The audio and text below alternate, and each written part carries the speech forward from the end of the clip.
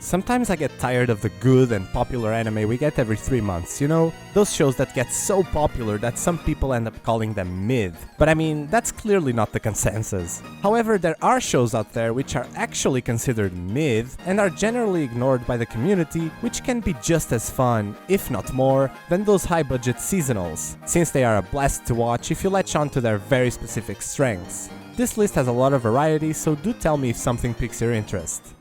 Okay, have you seen The Truman Show? It's The Truman Show! Oh, and in case I don't see you, good afternoon, good evening, and good night. Alright, this is kind of a spoiler if you have, but let's be honest, no one's gonna watch this anyways, and this is the best hook I can imagine. Animegataris is the Truman Show of anime. How it gets there though? That's for you to find out. The main character, Minoa, dreams of an anime she supposedly watched in her childhood, but can't seem to remember the name of the show. Eventually, along with other otaku, she starts the Anime Research Club. It's a very innocent comedy show about otaku kids in their anime club, at least until things start getting weirder and weirder and weirder. God, this is such a ride. I binge watched this series in one day, and I was so surprised by its development, how daring and original it is, and how little attention it got.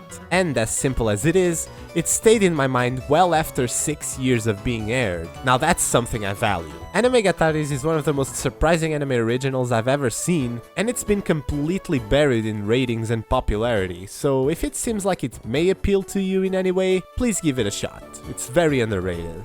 We accept the reality with which we're presented.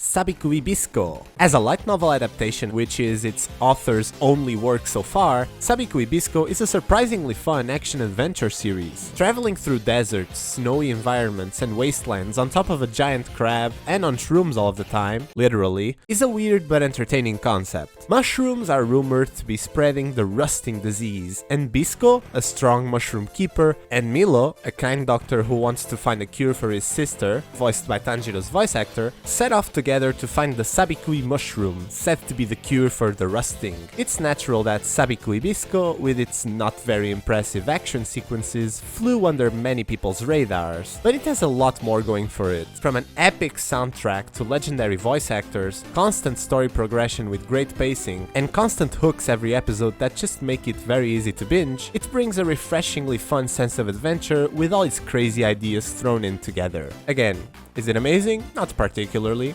probably mid, but it's a fun type of mid.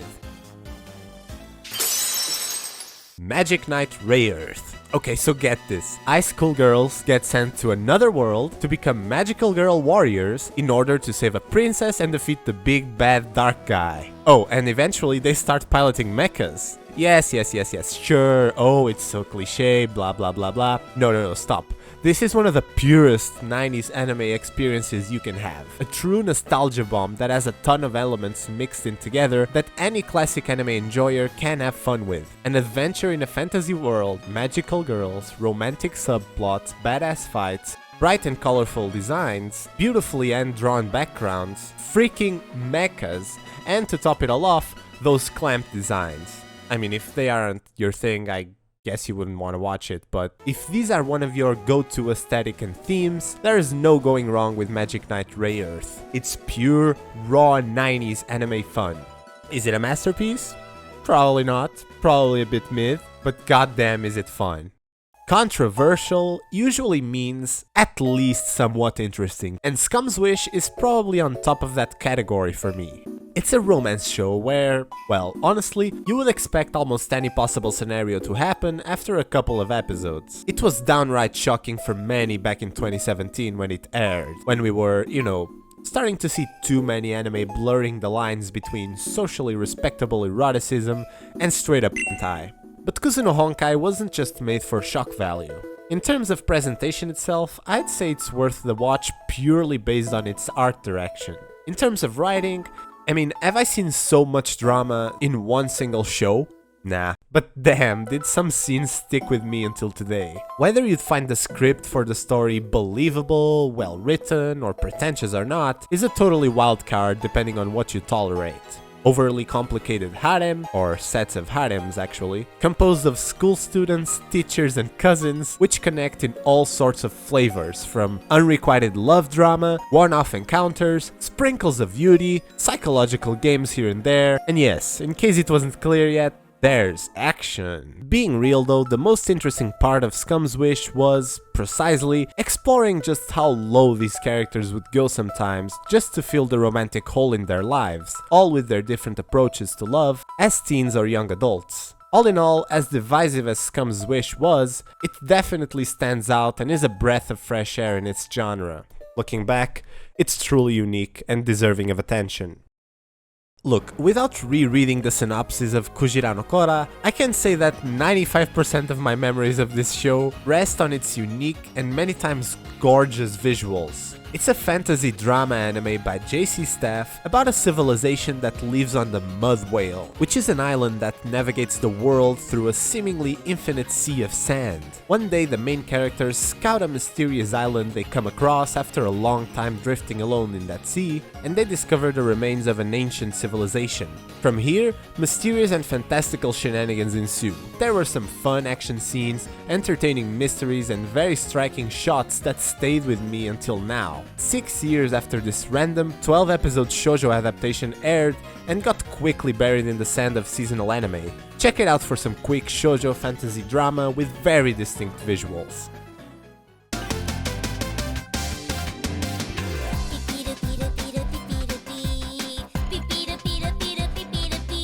Now here's a meme that we cannot let die in the anime community. Please help me out on this one. Dokuro-chan is dumb. It's silly, it's bloody, it's gory, it's sexual, and it's very much retarded. But in all the right dose and with a very clear goal in mind, to be stupidly funny and entertaining. Who wouldn't want a personal magical girl that swings a deadly spiky bat around and is constantly killing and reviving you? Well, if you were to create a technology 20 years into the future that would prevent all women from developing past the age of 12, with immortality as an unintended side effect, you honestly had it coming. This is one of the most insane anime you can watch.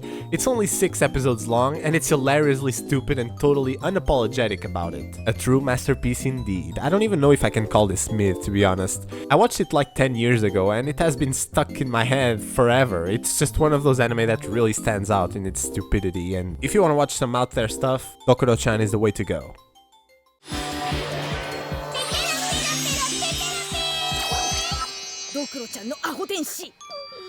Haha, you weren't expecting this one, were you? Everyone is shitting on Nanatsu no Taizai lately. Rightfully so, don't get me wrong. But this type of bad press leaves me wondering about those people who would actually get a kick out of watching the first 2 seasons, which, honestly, looking back, did quite well overall.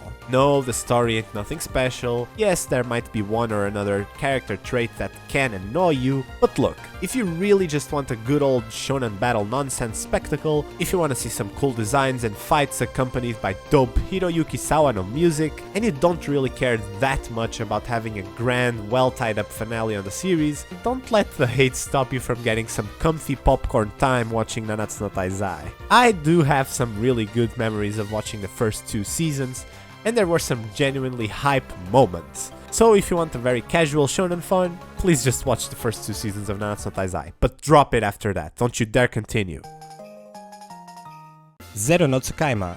Saito gets isekai'd to a Harry Potter-like world of magic, fantastical beasts, and ladies. Lots of ladies. Amongst which you got Louise, the girl who summoned him by accident, who is a classic example of the so infamous tsundere archetype.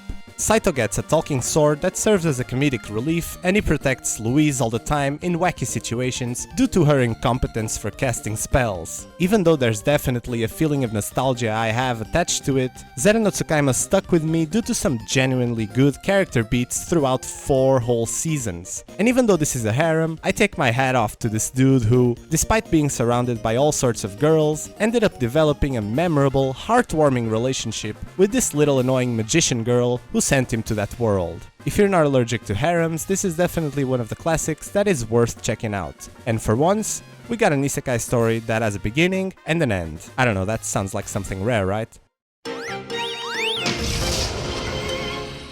Alright, let me know what you think of any of these shows, and let me know what your favorite mid-anime are. Thank you so much for watching, leave a like if you enjoyed this video, and subscribe for more anime content from video essays to recommendations lists like this one, and shorts. Stay awesome, see you next video.